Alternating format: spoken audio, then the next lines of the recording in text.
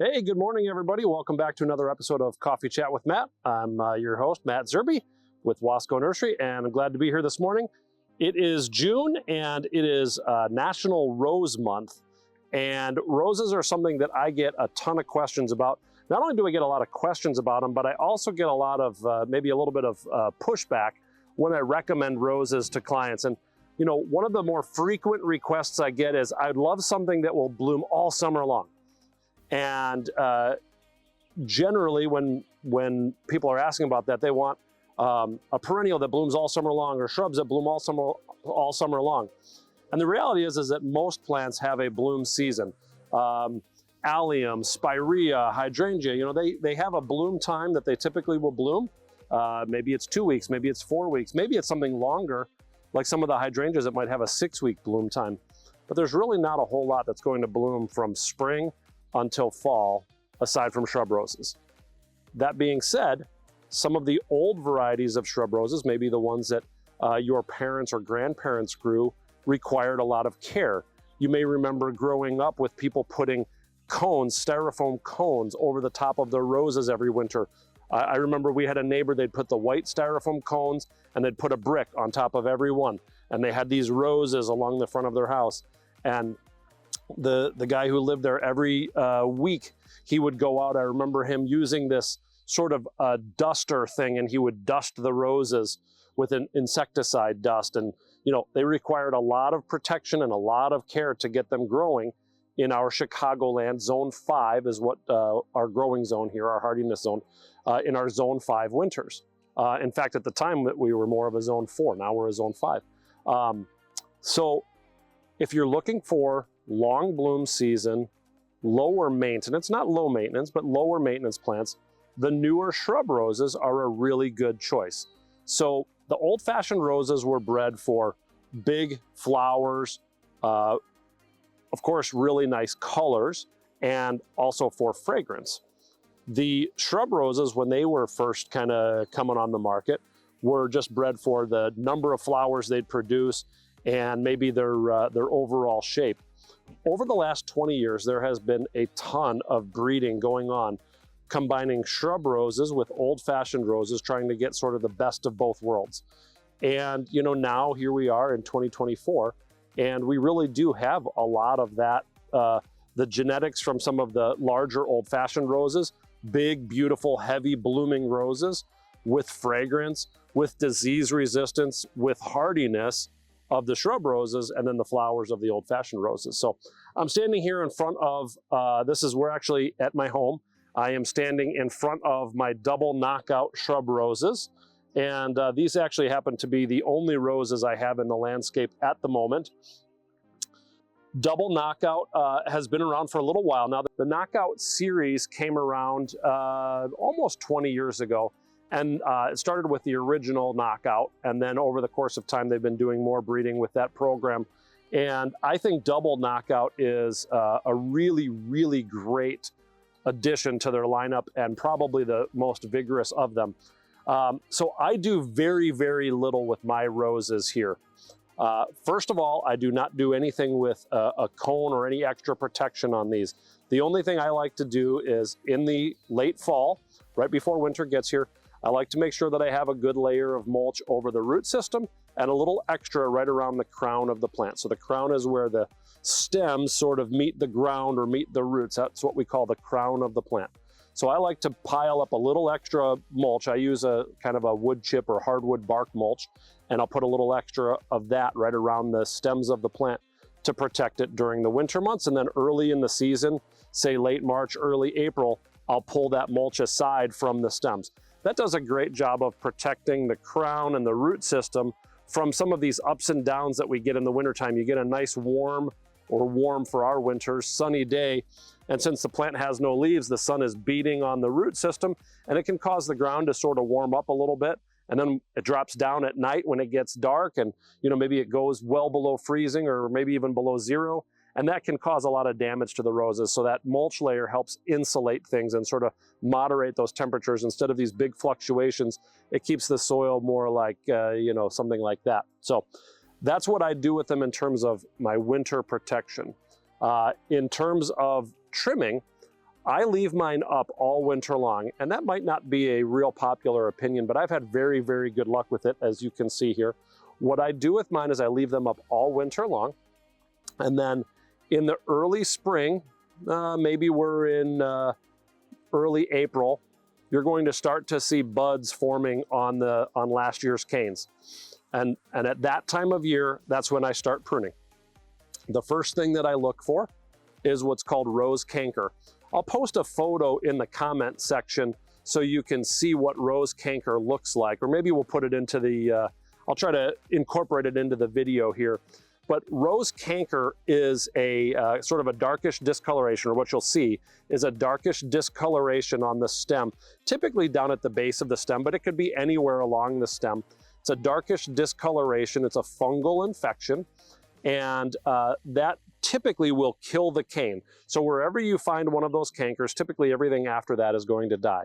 So in that early April timeframe, when I'm starting to prune my roses, I get in there and I look for all those canes and I trim them all out. Anything that has that rose canker on there, I'll trim it out. And then I spray it with a fungicide. I like to use Infuse. We've got a bottle here. This is Infuse fungicide. It's a systemic fungicide. This is great for spraying for black spot, which is a fairly common rose disease on some of the more old-fashioned varieties, some that are a little more disease prone. It'll help take care of that. So that's going to be more in season when you're starting to see yellow leaves with black spots. You could spray this. But for rose canker, as soon as you're done pruning all of the cankered stems out, you would spray this. It's just a one-shot deal, just one application. So that's my first pruning, is just pruning out the cankers. The next thing I'm going to do, I typically am shooting for about 50% of the rose size from last year. So I'm hoping that these roses are gonna get somewhere up to here. We're only in the first week of June, and they're already 30, 36 inches high. I would expect these to get somewhere in the 42 inch, maybe even 48 inch range this year. So when I'm in that early April pruning window, what I like to do is try to trim them down to about 24 inches. And what I'm doing is I'm looking for healthy canes that are producing a lot of buds and growth, and I'm gonna trim them down right above where I see a new growth point. So sometimes the tips, by the end of the year, these tips out here are all dried out. It was very late season growth, because these are gonna continue to grow and even bloom all the way through October. They're very, very late to enter dormancy. I've actually had them blooming in November before. And so some of those tips are just gonna die no matter what.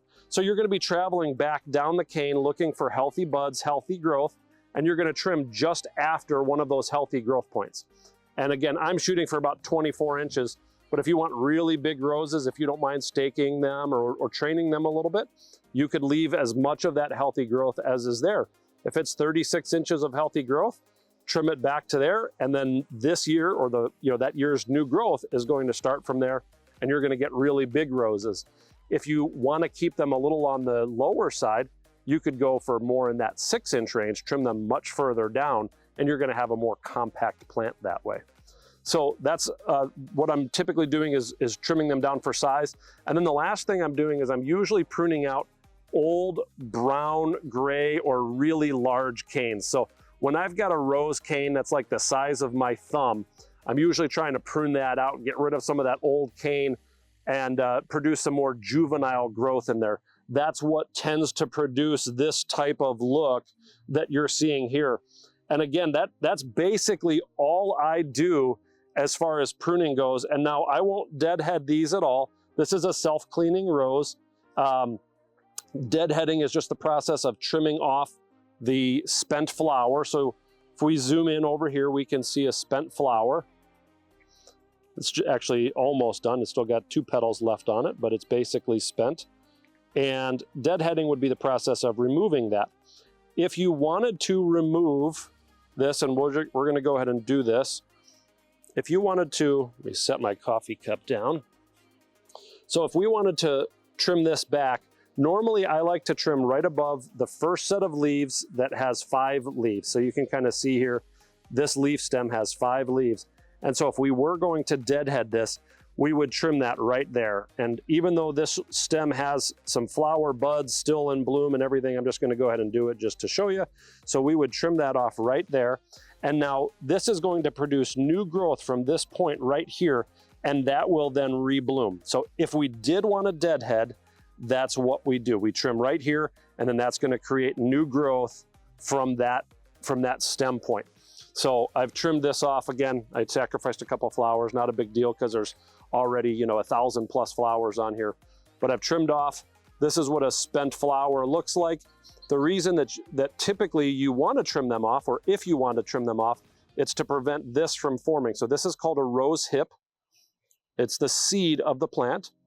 And when you trim those off, you tell the plant to put more energy into flowering and less energy into forming that seed or that rose hip. Some people there are certain types of roses that have edible rose hips. People use them for teas and tinctures and different things like that. So if that's what you're looking to do, obviously you're going to want to leave those on. But in the case of an ornamental rose like Double Knockout here, there's no reason to leave those on. So we either deadhead it and trim them off, or we just let it bloom, and this will rebloom without deadheading. It always reblooms faster if you deadhead it. So with all of these what are called self-cleaning roses, means they don't form a really large hip and they'll still rebloom. They'll definitely rebloom more if you deadhead them. So I've taught you both ways. You can just kind of let it go, or you can deadhead. It's just personal preference. And sometimes I go through and do that, and sometimes I don't have the time to do it, and that's okay. So that's a little bit about what I do for the winter care, or waking them up from winter, and how I get them to look this way. Now I want to talk about a couple of things that we've been getting a lot of questions and calls about. And so I snipped this branch off just a couple minutes ago, and I want to show you a couple of things on here. The first thing I want to show you are some of these large chunks that have been eaten out of the leaves.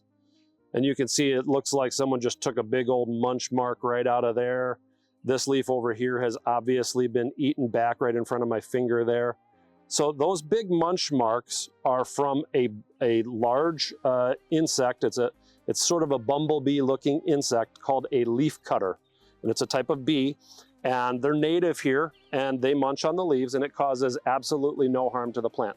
So if all you're seeing are these munch marks, some of these big chunks out of the leaf like that or like this, you don't have to do a thing to your roses. It's totally harmless. They're not a, I don't know, voracious eater. So they'll munch, and they'll munch a couple of leaves pretty hard, but they don't eat that much. They sort of, you know, fly through, munch, sample the plant, eat more, continue on, that type of thing.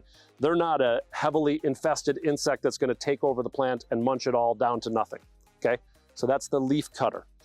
The other thing that I've been experiencing, and the reason that I wanted to talk about this, is I've got an issue called rose slug sawfly. And I want to kind of have you zoom in here, and you can see these sort of tan or gray or white spots on the leaf. And if we were to hold that up to the sun, you'd kind of see through them. It's almost translucent now. And what's happening with that is feeding damage from an insect called a rose slug sawfly. There's actually a couple different variations of the rose sawfly that live in our area. One of them only produces a couple generations a year. The other one will produce 5 or 6 generations a year, which means it just continually feeds almost all season. It's kind of tough to identify what you have, so I just tell people to treat for rose slug sawfly. We treat them all the same. And some damage is just going to be earlier in the spring. Some of it's going to be kind of extended throughout the year. So the rose slug sawfly is a little flying insect that will land on the leaf, lays eggs, and a tiny little green worm is going to hatch out, or what looks like a little green worm is going to hatch out, and they're typically on the undersides of the leaves. I don't see any on here right now, otherwise I would show them to you. And that little green, looks like a worm, is technically a larva, will eat and munch these little holes and do all of this damage that you see on there. There's 2 things that are important to note. It is not a caterpillar. It's not a true worm type caterpillar. And so it is not going to be susceptible to organic products like BT. So in some other videos, I talked about BT. It's great for controlling caterpillars, things like tomato hornworm, bagworm and some of those kind of things, BT is not going to be, these insects are not susceptible to BT, Bacillus thuringiensis, it's not susceptible. So you're gonna need something else. What I like to use on these is a non-systemic insecticide called Bug Blaster. The active ingredient in that product is bifenthrin. I know if you're in a different part of the country, you may not have access to Bug Blaster. It's made by High Yield. So this is what I have sprayed on my roses. I probably sprayed a little later than I should, and that is just because May is an incredibly busy time of year for me, as you can imagine, owning a garden center and nursery. And so I got to these a little late. I probably sprayed about the 20th of May. So the new foliage on here is completely protected and the insects have died. So if we look at some of the new foliage on here, the insect problem has gone away. This new foliage looks fantastic. It's nice and clean, dark green, no tan, gray holes or windows in the leaf. They're looking really good. But if you look down further inside the plant to some of these older areas of growth, you're gonna see some of that damage. So I got to it when I could. It's perfectly fine. That being said, if I didn't do anything, the whole entire plant would continually be eaten back. And a couple years ago, I actually let it go just to see what would happen. And the plants were fine. As you can tell, they didn't die. The insect did not kill the plants, but I will tell you, they looked absolutely awful. By 4th of July, they were looking really shabby. By Labor Day, they looked absolutely horrendous. Every single leaf looked like this. Some of them were turned brown because this leaf had become unproductive. It was no longer producing chlorophyll, so the plant just sort of killed it off, so to speak. And so you had all these black and brown leaves on there that were shriveling up. And the ones that did remain had all of this damage on there. So I will tell you, they are voracious little eaters. And if you are unfortunate enough to have the one that has the 5 or 6 generations per year, probably 6 this year based on the early spring, you're going to be fighting that rather all the way until Labor Day. So it just takes forever. So generally 1 or 2 applications of that Bug Blaster is all that it takes to sort of break that cycle. So I've gotten rid of them. I don't know that I'll have to spray again. If I start seeing damage again up towards the top of the plant, I will just grab that and spray. I like to spray early in the morning before any insect activity really happens. And when I'm talking about insects, I'm more talking about, things like the leafcutter bee and some of the other insects that might be beneficial that may be flying around. Usually real early in the morning, they haven't, kind of woken up yet. There's not a lot of activity. There's no bees on here in terms of regular bees. They're not bee pollinated. So spraying that product is not going to do much to them. And being a non-systemic plant, it does not get absorbed into the plant and does not get pushed out into the pollen or seed head or anything else. So I do not believe that Bug Blaster is listed for edible plants. You might want to check the label on that if you are planning on eating or using the rose hips in some form or fashion. So, so that's a little bit about rose slug sawfly, a little bit about the leafcutter bee, and we've talked about pruning and winter care and protection. The last thing we'll talk about is some of the fungal diseases that roses can get. I've been pretty fortunate on my roses here. They are kind of out in the open. They get a ton of sun, which is what roses would like. The more sun, the better for them. The drier conditions, the better for them. And the more wind or airflow, the better for them. So those things tend to, those hot, dry sun or hot sun, back up, bright sun, dry locations, good wind or airflow is what is going to prevent a lot of the fungal leaf diseases that roses are known for. The Knockout series tends to be pretty resistant, disease resistant all by itself. So I really don't have to battle a lot of that. But if you have one of the older varieties that does require more care, or you're tending to see yellowing leaves with black spots, that's most likely a fungal disease called black spot. Roses can also get a rust disease, which is also a fungal problem. They can also get powdery mildew, which is another fungal problem. So that product that I had talked about before, Infuse, If you're only dealing with fungal issues, Infuse is going to be a really good one. It is systemic, so it gets absorbed into the plant a bit, lasts for about 10 to 14 days, and it will actually take care of all three of those: rust, powdery mildew, as well as black spot disease. So that's Infuse. You can spray this about every 10 or 14 days as long as the problems persist. It always works better as a preventative. So if you know that every year around Mother's Day or every year around 1st of June, you start to see some of these disease issues, it always works better as a preventative, but it does work as a treatment. So you can do it after the fact and it'll take care of the issue. It might just take a few more weeks for the plant to grow back, and as you're protecting some of that new growth, this is going to help a lot. If you are having problems with both disease and insect, or if you're looking to be proactive, there's a great product made by Bonide. This is called Rose RX Systemic Drench. And this is actually a combo product and will prevent both insect and disease problems for up to 6 weeks. So it's really easy to use. You just mix it with water in a watering can and pour it right at the base of the plant. There is no fertilizer in here. It's just a disease control and an insect control. The reason I mention that, there's a couple other products on the market that they also try to incorporate as a selling point, a fertilizer in here. And to be honest, there's just not enough fertilizer in this bottle, along with the insecticide, the fungicide, and the liquid carrying agent, as well as the fertilizer. There's just not enough in there to really do a great job of feeding. And so the reason that I mention that is because roses are very heavy feeders. In order to produce the blooms that you see on here, you need to feed your plants. And one of them that I like to use is Jack's All-Purpose, which is a triple 20 fertilizer. So 20% nitrogen, phosphorus, potash. And you can see it's got the nice big rose right on the label here. There is a scoop that comes in here. I'll just kind of show you. It's nice powdery blue stuff. There's a scoop right here. And this product is going to be 1 scoop per gallon of water, about once every 10 to 14 days for roses.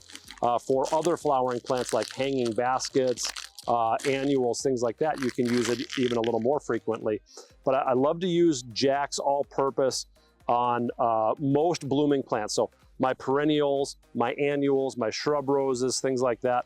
This is what I use. It's going to give the plant all of the nutrients that it needs. It does have micronutrients in it in addition to the macronutrients. So when we talk about macronutrients, that's the nitrogen, phosphorus, and potash, the numbers that are there. And that's a ratio. It's 20% nitrogen, 20% phosphorus, 20% potash.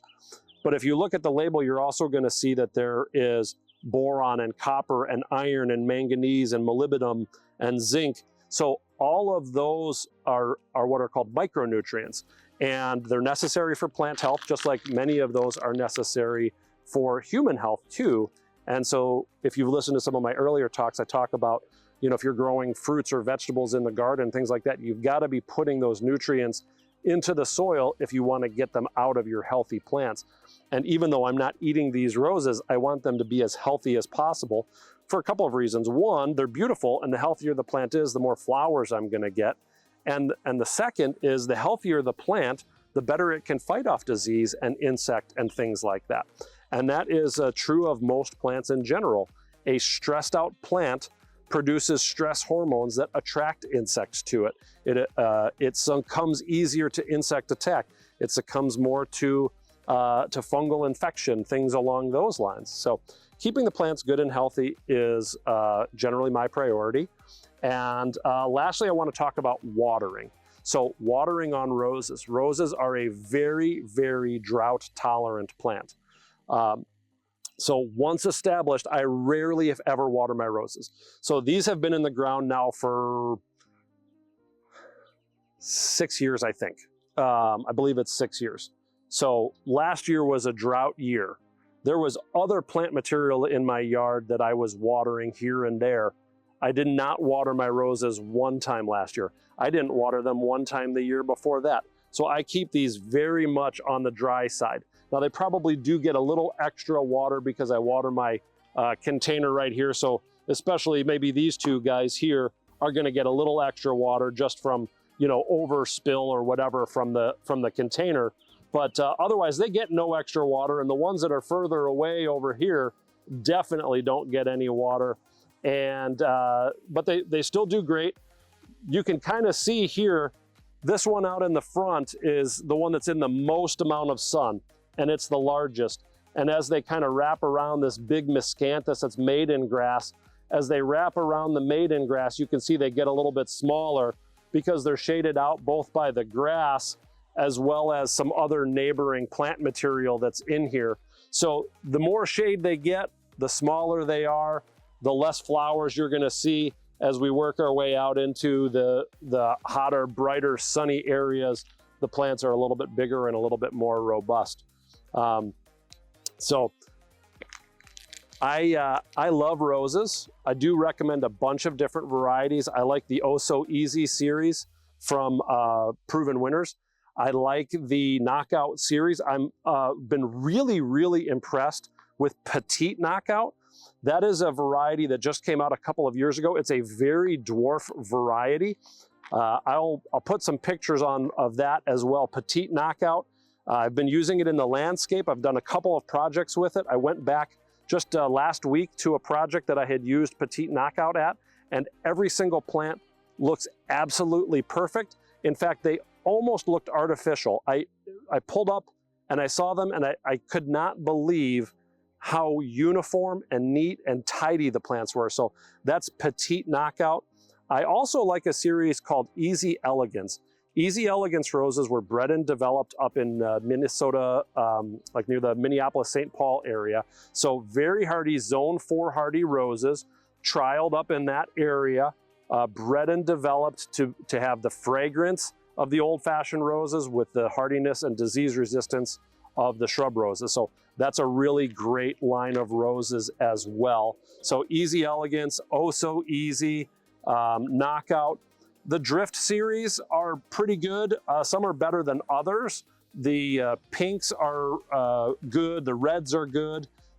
Some of the like yellows and a few others are maybe not quite as good on those. I do see a little more powdery mildew on the Drift roses than I see on the other series that I was mentioning.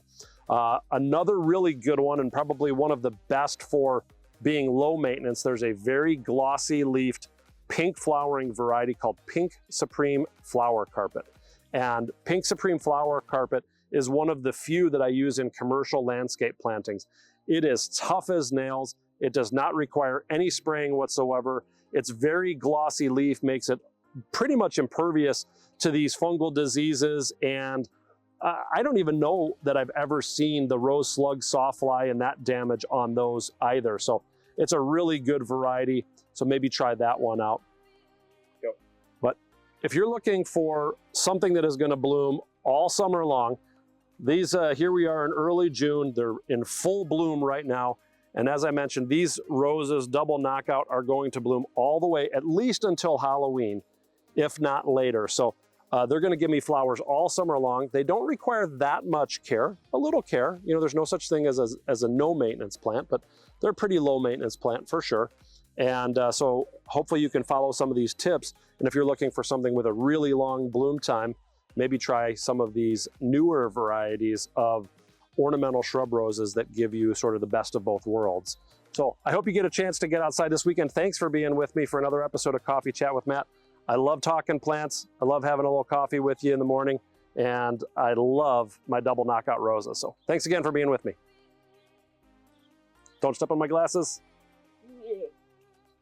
Oh, they're right there.